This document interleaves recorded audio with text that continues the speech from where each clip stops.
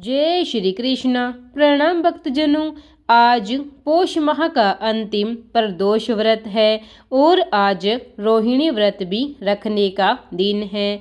तो आइए आज हम रोहिणी व्रत की पूरी कथा सुनते हैं और जानते हैं कि कैसे मिली थी दुर्गंधा को मुक्ति। रोहिणी व्रत की कथा बहुत ही दिलचस्प और कर्म सिद्धांत का महत्व बताने वाली है।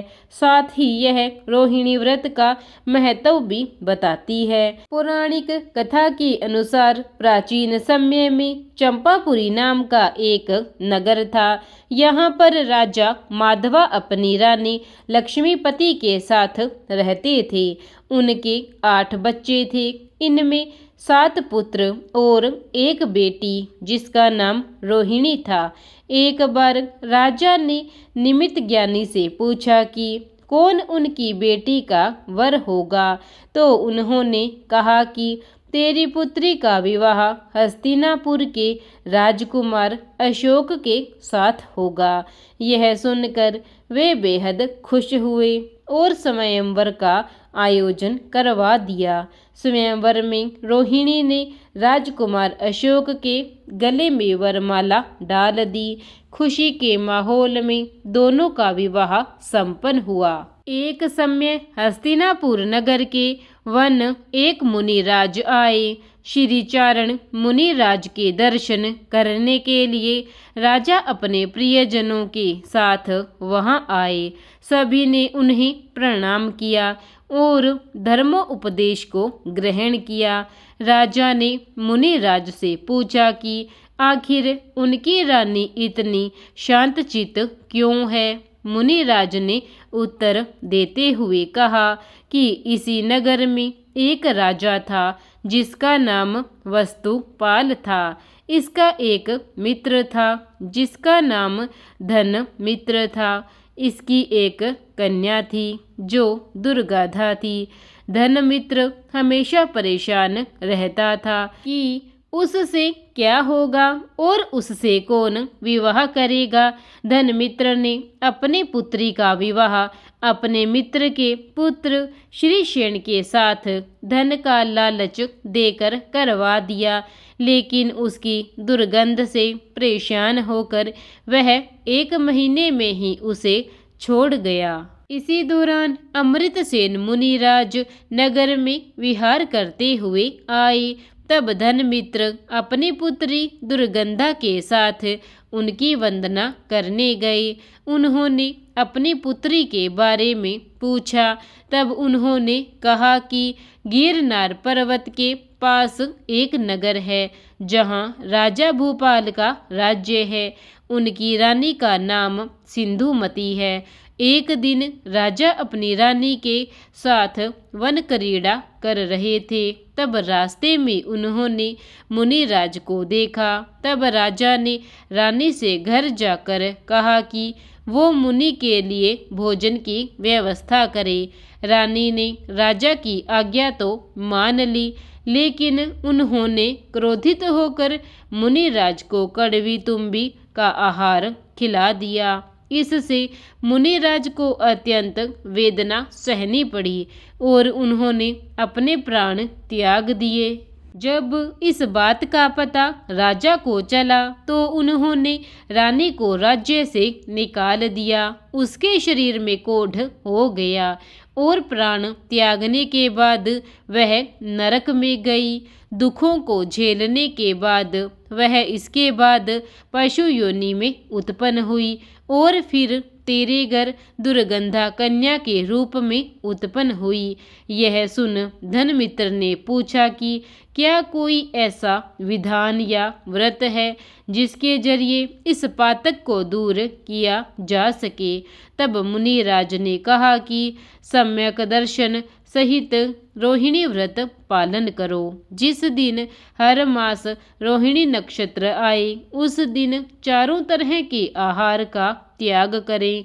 साथ ही श्री जिन चैत्यालय में जाकर धर्म ध्यान समेत 16 प्रहर व्यतीत करें। ईशतर हैं। यह व्रत 5 वर्ष और 5 माह तक करें।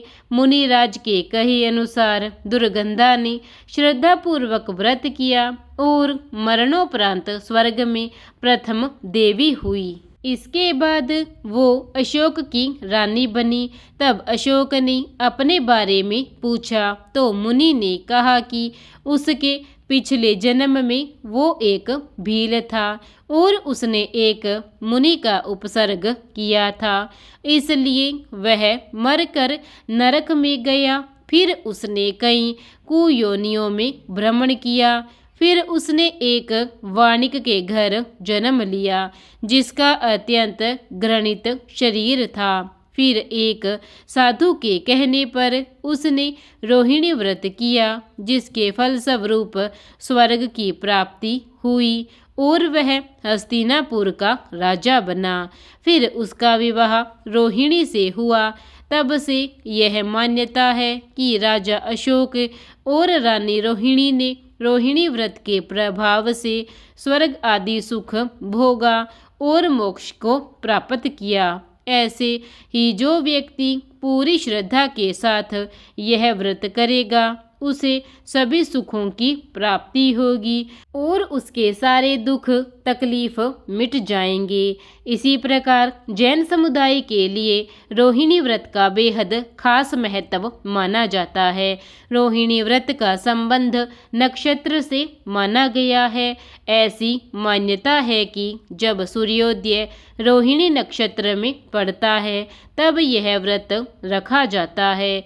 रोहिणी व्रत हर महीने के शुक्ल पक्ष की तिथि की तृतीया तिथि को किया जाता है। इस व्रत को महिलाएं अपने पति की लंबी आयु और सुख शांति के लिए रखती है। रोहिणी व्रत को पूरे विधि विधान के साथ करने से ही उत्तम फल की प्राप्ति होती है। रोहिणी व्रत के दिन सुबह जल्दी उठें और स्नान आदि से निवृत्त हो जाएं। अगर आप चाहें तो पानी में कुछ बूंद गंगा जल मिलाकर स्नान कर सकते हैं। इसके बाद आचमन कर व्रत का संकल्प लें और सूर्य देव को जल से अर्घ्य दें। फिर पूजा स्थल की अच्छे से साफ सफाई करें। इस दिन भगवान वासुपूज्य की पूजा की जाती है। इसके बाद भगवान वासुपूज्य की वेदी के साथ मूर्ति की स्थापना करें। फिर पूजा के दौरान भगवान को फल फूल गंध दुर्वा आदि अर्पित करें। पूजा के बाद शाम को सूर्यास्त से पहले पूजा पाठ करने के बाद फलाहार करें। इस व्रत में रात्रि में भोजन नहीं किया जाता है, इसलिए अगले दिन पूजा पाठ संपन्न कर अपना व्रत खोलें। रोहिणी व्रत करने से आप सबको क्या क्या लाभ मिलता है? जैन धर्म के अनुसार रोहिणी व्रत करने से महिलाओं को अखंड सौभाग्य की प्राप्ति होती है। इसके साथ ही व्यक्ति की धन से संबंधी सभी समस्याएं दूर हो जाती है।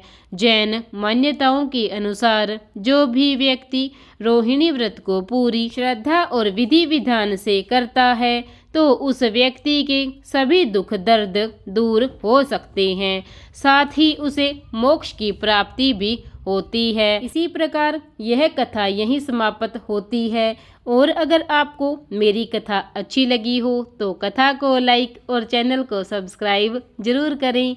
धन्यवाद।